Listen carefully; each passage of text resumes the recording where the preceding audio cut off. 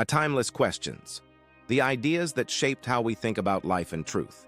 At 3 a.m., lying in bed, your mind starts wandering. Why am I here? What's the point of any of this?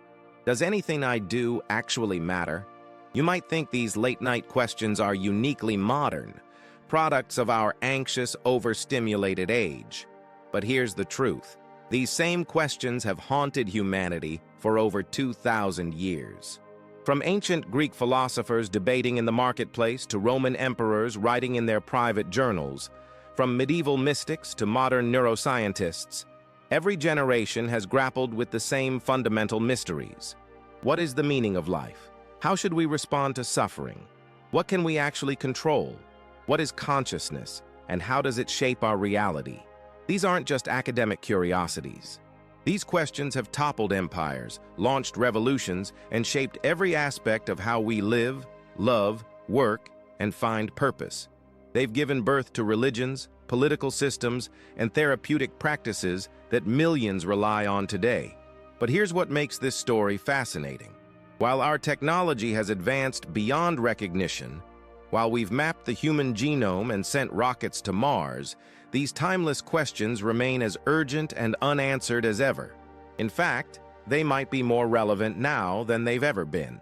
Today, we're going to trace the journey of these eternal mysteries through history, from ancient Athens to modern psychology labs, and discover how the same questions that kept Socrates awake at night are still shaping how we understand ourselves and our place in the universe.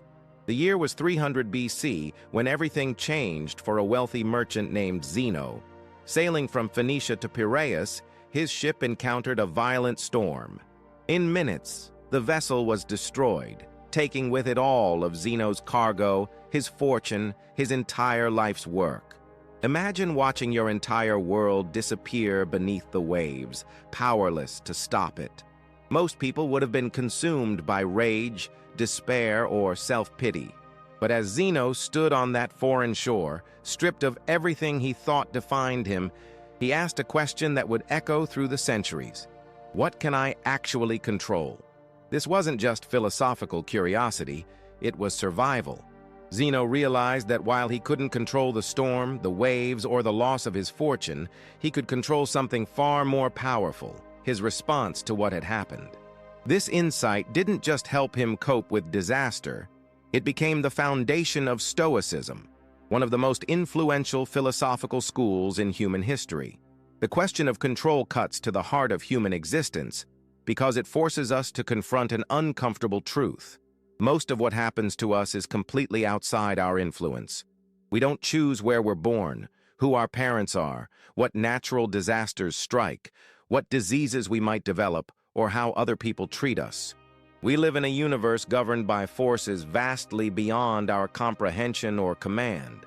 This realization can be terrifying. If we can't control the big things, what power do we really have? But the Stoics discovered something revolutionary. The less you try to control what you can't control, the more power you have over what you actually can control. Marcus Aurelius, the most powerful man in the ancient world, understood this better than anyone. As Roman emperor, he commanded legions, controlled vast territories, and had the power of life and death over millions.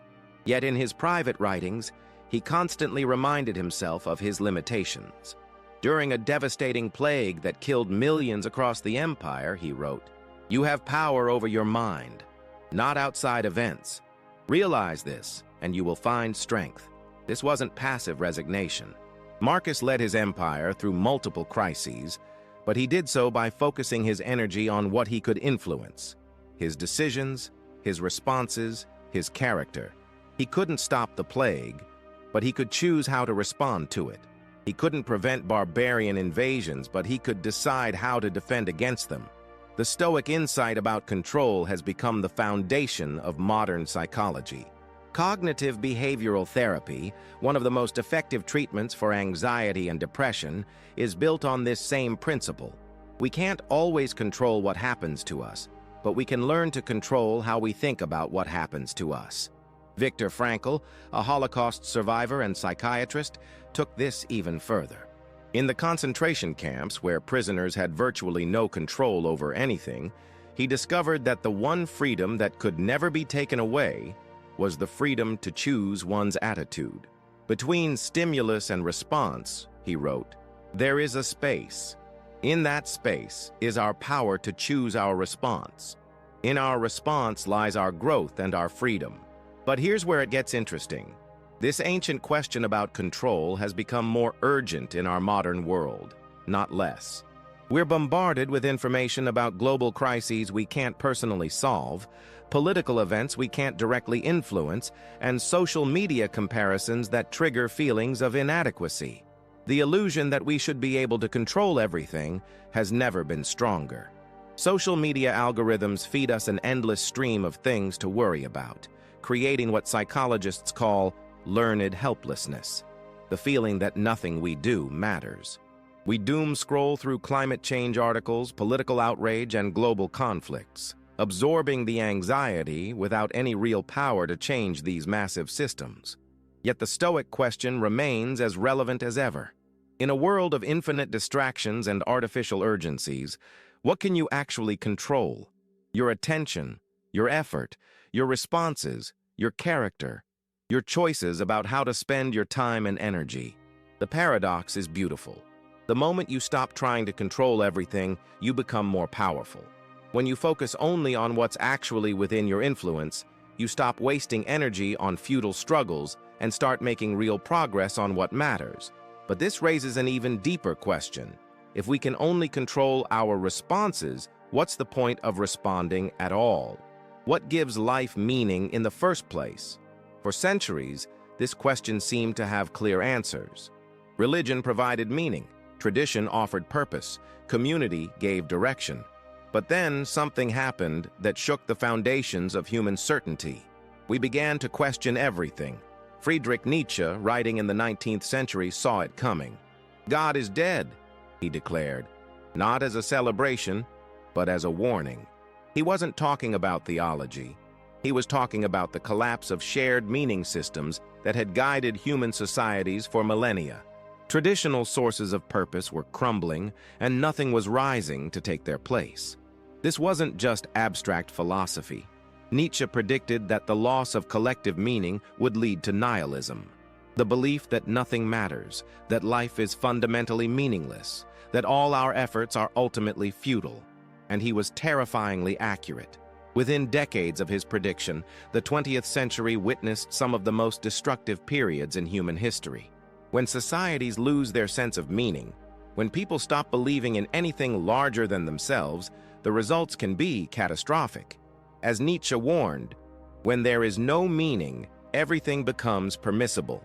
But nihilism isn't just a historical phenomenon, it's a lived experience that many people face today. That 3 a.m. feeling of emptiness, the sense that everything is arbitrary, the question, what's the point of any of this? This is nihilism in its most personal form. The nihilist looks at the vastness of the universe, billions of galaxies, each containing billions of stars, and feels the crushing weight of insignificance. We're specks of dust on a tiny planet orbiting an average star in an unremarkable galaxy.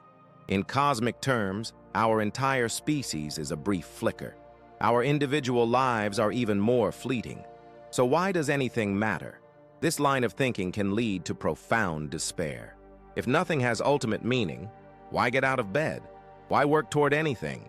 Why care about other people? Why try to be good? The nihilistic answer is stark. There's no reason. It's all arbitrary. But here's where philosophy gets interesting. Just as Zeno's shipwreck led to Stoicism, the threat of meaninglessness has generated some of humanity's most compelling responses to the question of purpose. The hedonists, following philosophers like Aristippus, argued that if life has no ultimate meaning, we should focus on what we can directly experience, pleasure and the avoidance of pain. You only live once, they said, 23 centuries before Drake made it a hashtag. If nothing else matters, at least we can enjoy ourselves. But pure hedonism runs into problems quickly. Pleasure is fleeting. What feels good in the moment often leads to pain later. And the constant pursuit of pleasure can become its own form of suffering, an endless hunger that can never be satisfied. Epicurus refined this approach, arguing that true pleasure isn't about constant gratification, but about achieving a state of tranquility, being free from pain and anxiety. This sounds almost like Stoicism, which shows how these ancient questions keep leading us to similar insights. On the other extreme, some philosophers have argued that life is so filled with suffering that it would be better never to have been born at all. This is antinatalism, the idea that bringing new conscious beings into existence is inherently harmful because it condemns them to experience pain, disappointment, and death. David Benatar, a modern antinatalist philosopher, argues that there's a fundamental asymmetry between pleasure and pain. The absence of pain is good, but the absence of pleasure is neutral, not bad. Therefore, non-existence is preferable to existence because it avoids all suffering while not actually depriving anyone of anything good. This might sound extreme, but it's asking a legitimate question. If life inevitably involves suffering and no one consents to be born, is procreation ethical? It's a question that forces us to examine our deepest assumptions about the value of existence itself. But perhaps the most interesting response to meaninglessness comes from existentialism. Thinkers like Albert Camus acknowledge that life might be absurd, that there's no inherent purpose handed down from above, but argued that this doesn't make life worthless. Instead, it makes us free to create our own meaning. Camus used the myth of Sisyphus, condemned to push a boulder up a mountain for eternity, only to watch it roll back down each time. This seems like the perfect metaphor for meaningless existence. But Camus argued that we must imagine Sisyphus happy, that the act of creating meaning through our choices, even in an absurd universe, is what makes us human. The question of meaning hasn't been resolved, it's been transformed. Instead of asking, what is the meaning of life? We're learning to ask, how do we create meaning in life? This shift changes everything about how we approach existence. But creating meaning requires something that philosophers have struggled to understand for millennia: consciousness itself. What is this mysterious awareness that allows us to ask these questions in the first place? Close your eyes for a moment and pay attention to your breath. Notice that you're not just breathing. You're aware that you're breathing. You're not just thinking. You're aware that you're thinking. This awareness, this consciousness, is perhaps the most familiar yet mysterious aspect of human existence. What exactly is consciousness? How does it arise from the electrical activity in our brains? Why do we have subjective experiences at all? These questions have puzzled philosophers, scientists, and mystics for centuries, and we're still nowhere close to definitive answers. But here's what's fascinating. Our understanding of consciousness directly shapes how we experience reality and find meaning in life. The way we think about thinking determines how we think about everything else. For most of human history, consciousness was seen as something that happens to us. We feel like passive observers of our thoughts and experiences, victims of circumstances beyond our control. But modern neuroscience and ancient wisdom traditions suggest something more radical. Consciousness might be more active and malleable than we assumed.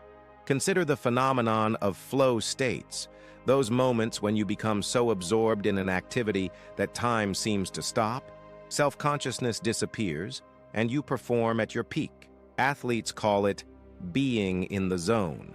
Artists call it inspiration. Whatever you call it, it represents a fundamentally different way of experiencing consciousness. In flow states, the normal chatter of your inner voice goes quiet. The constant stream of self-criticism, worry, and distraction fades away. You're not thinking about yourself. You're not even thinking about what you're doing. You're simply doing it with complete presence and focus. This isn't just about performance, it's about the nature of consciousness itself. Flow states reveal that our normal mode of awareness, with its constant self-monitoring and judgment, isn't the only way to be conscious. There are other modes of awareness available to us, states where consciousness becomes clearer, more focused, and paradoxically more powerful by becoming less self-aware. This connects to insights from meditation traditions that have been exploring consciousness for thousands of years. Buddhist and Hindu philosophers developed sophisticated maps of different states of awareness, showing how the quality of consciousness directly affects the quality of experience. But perhaps the most radical insight comes from what researchers call ego death, the temporary dissolution of the sense of self that can occur in deep meditation or with certain substances. People who experience ego death often report a profound shift in perspective. The feeling that the boundary between self and world is an illusion, that consciousness is more fundamental than individual identity. This isn't just mystical speculation. Modern neuroscience is beginning to understand how the brain constructs our sense of self through the activity of what's called the default mode network, a collection of brain regions that activate when we're not focused on specific tasks. This network appears to be responsible for self-referential thinking, the constant mental chatter of me, myself, and I. When this network quiets down, whether through meditation, flow states, or other means, people often report feeling more connected to others and to life in general. They experience what psychologists call self-transcendent emotions, awe, gratitude, compassion, that seem to emerge when the ego steps out of the way. This raises profound questions about the nature of identity and meaning. If the self is partly constructed by brain activity and that construction can change, then who are we really? Are we the constant stream of thoughts and worries that dominate most of our waking hours? Or are we the awareness that observes those thoughts? Alan Watts, the philosopher who popularized Eastern wisdom in the West, suggested that we are not separate observers of the universe, but expressions of it. You are the universe experiencing itself subjectively, he wrote. This isn't poetry. It's pointing to a literal truth about consciousness and reality. From this perspective, the questions that keep us awake at night, who am I? Why am I here? What's the point? Might be based on a fundamental misunderstanding. Instead of seeing ourselves as isolated individuals struggling to find meaning in an indifferent universe, we might recognize ourselves as the universe's way of knowing itself. But even if consciousness is more fluid and interconnected than we assumed, we still face the fundamental challenge of human existence: suffering. How we understand and respond to pain, disappointment, and loss shapes everything about how we live. Every philosophical system, every religion, every approach to life ultimately comes down to one central question: what should we do about suffering? This isn't abstract. Right now, as you're listening to this, someone is grieving a loss. Someone is facing a terminal diagnosis. Someone is struggling with depression. Someone is experiencing heartbreak. Pain is woven into the fabric of conscious existence, and how we respond to it determines the quality of our lives. The Stoics we discussed earlier had a clear answer. Accept what you cannot change, focus on what you can control, and find meaning through virtue, regardless of external circumstances. Marcus Aurelius, writing during a plague that killed millions, chose to see suffering as an opportunity to practice wisdom, justice, courage, and temperance. This approach has proven remarkably durable. Modern cognitive behavioral therapy borrows heavily from Stoic techniques, teaching people to identify catastrophic thinking patterns and replace them with more balanced perspectives. The core insight remains the same. We suffer more from our thoughts about events than from the events themselves. But Stoicism isn't the only response to suffering. Buddhism takes a different approach, suggesting that suffering arises from attachment, our desperate clinging to things being different than they are. The Buddhist path involves training the mind to observe experience without grasping, finding peace through non-attachment rather than control. Hedonistic philosophies suggest another strategy. Since suffering is inevitable, we should maximize pleasure and minimize pain whenever possible. This isn't just about indulgence. Modern positive psychology has shown that actively pursuing joy, gratitude, and connection can buffer against life's inevitable difficulties. Existentialists like Viktor Frankl argued that suffering becomes meaningful when we find purpose in it. Frankl's experiences in Nazi concentration camps led him to develop logotherapy, the idea that humans can endure almost any suffering if they can find meaning in it. Those who have a why to live, he wrote, quoting Nietzsche, can bear with almost any how. But some philosophers have questioned whether we should accept suffering at all. The antinatalists we mentioned earlier argue that the most compassionate response to suffering is to prevent it entirely by not bringing new conscious beings into existence. If life inevitably involves pain, they ask, is it ethical to create more life? This might seem extreme, but it's asking important questions about consent, compassion, and our responsibilities to future generations. In an age of climate change, overpopulation, and environmental destruction, some people are choosing not to have children partly based on antinatalist reasoning. Each of these approaches to suffering reflects a different understanding of what it means to be human and what we owe to ourselves and others. The Stoic emphasis on acceptance and control, the Buddhist focus on non-attachment and awareness, the hedonistic pursuit of joy and pleasure, the existentialist search for meaning in pain, the antinatalist commitment to preventing harm. None of these approaches is completely right or completely wrong. They're different strategies for dealing with the same fundamental challenge: how to live a good life in a world that includes suffering. But here's what's interesting. Despite their differences, all of these philosophies share certain insights. They all recognize that mental suffering often comes from resisting reality rather than accepting it. They all acknowledge that meaning comes from our responses to circumstances, not from the circumstances themselves. They all understand that how we think about our experience shapes the experience itself. Most importantly, they all recognize that while we can't eliminate suffering entirely, we can learn to suffer more skillfully, with less additional pain, more dignity, and greater compassion for ourselves and others. The question isn't whether you'll experience suffering. You will. The question is how you'll respond when you do. Will you let it embitter you or transform you? Will you use it as an excuse to harm others or as a motivation to help them? Will you see it as evidence that life is meaningless or as an opportunity to create meaning? Your answer to these questions will determine not just your own well-being, but how you contribute to the well-being of everyone around you. These ancient questions: what can we control? What gives life meaning? What is consciousness? How should we respond to suffering? Might seem like abstract philosophical puzzles, but they've never been more relevant than they are today. We live in an age of unprecedented connectivity, yet widespread loneliness. We have access to more information than any generation in history, yet many people feel overwhelmed and confused. We have more tools for achieving happiness and success, yet rates of anxiety and depression continue to rise. Why? Because we've advanced technologically without advancing philosophically. We've learned to manipulate the external world without learning to understand our internal world. We can edit genes and build artificial intelligence, but we still struggle with the same fundamental questions that puzzled ancient philosophers. Consider how these timeless questions apply to modern challenges: social media and the question of control. Every day, we're exposed to information about events we can't personally influence: political conflicts, natural disasters, global crises. We feel like we should care about everything, yet caring about everything leads to exhaustion and despair. The Stoic emphasis on focusing only on what we can control isn't just ancient wisdom. It's essential modern mental health practice: the meaning crisis and technology.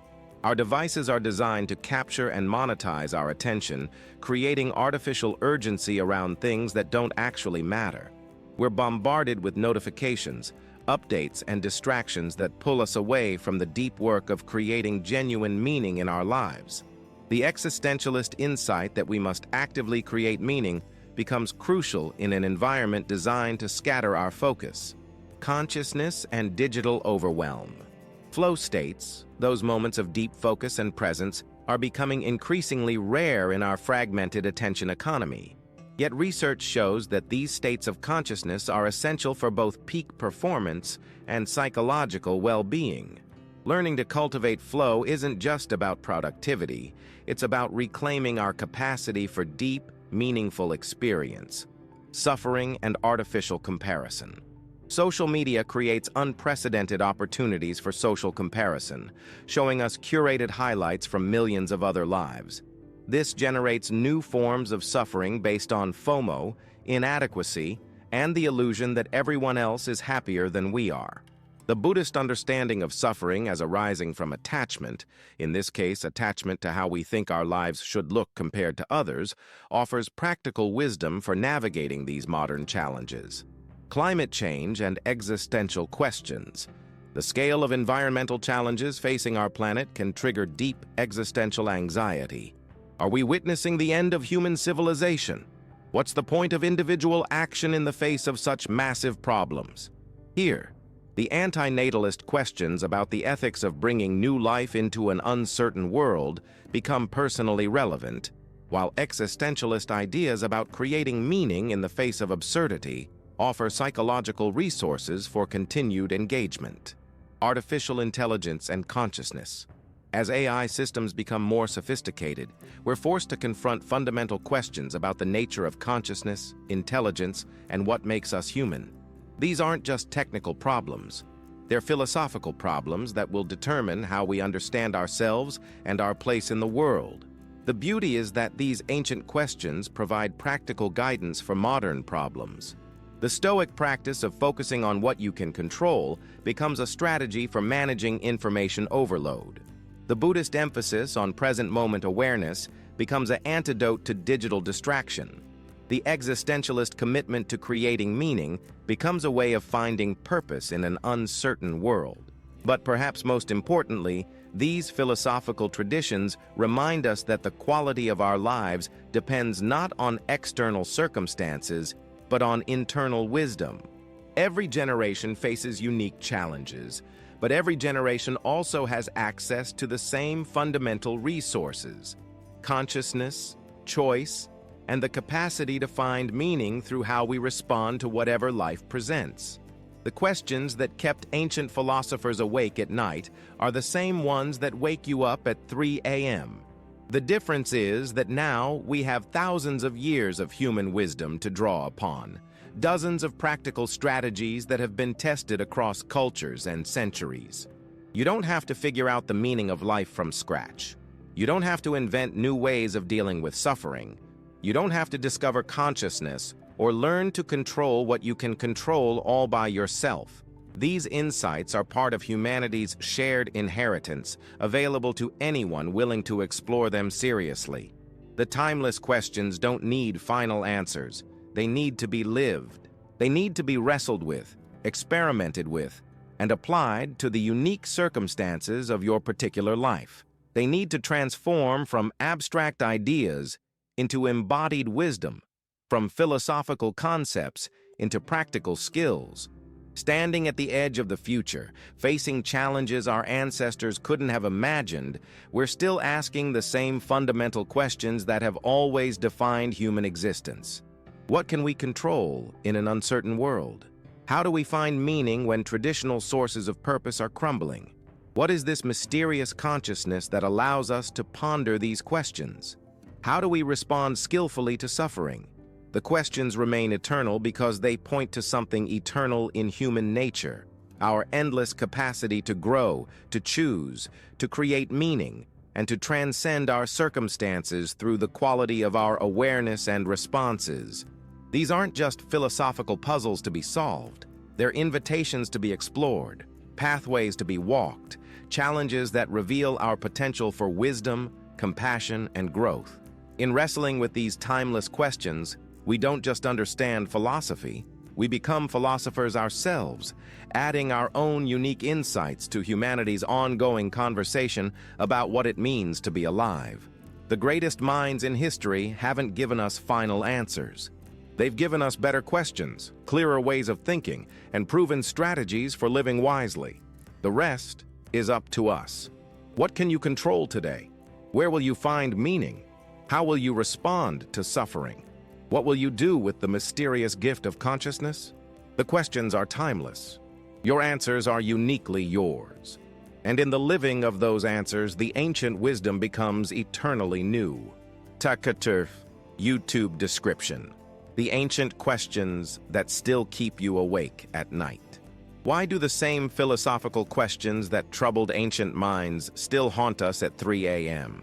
This journey through humanity's eternal mysteries reveals how timeless wisdom applies to modern struggles with meaning, control, consciousness, and suffering.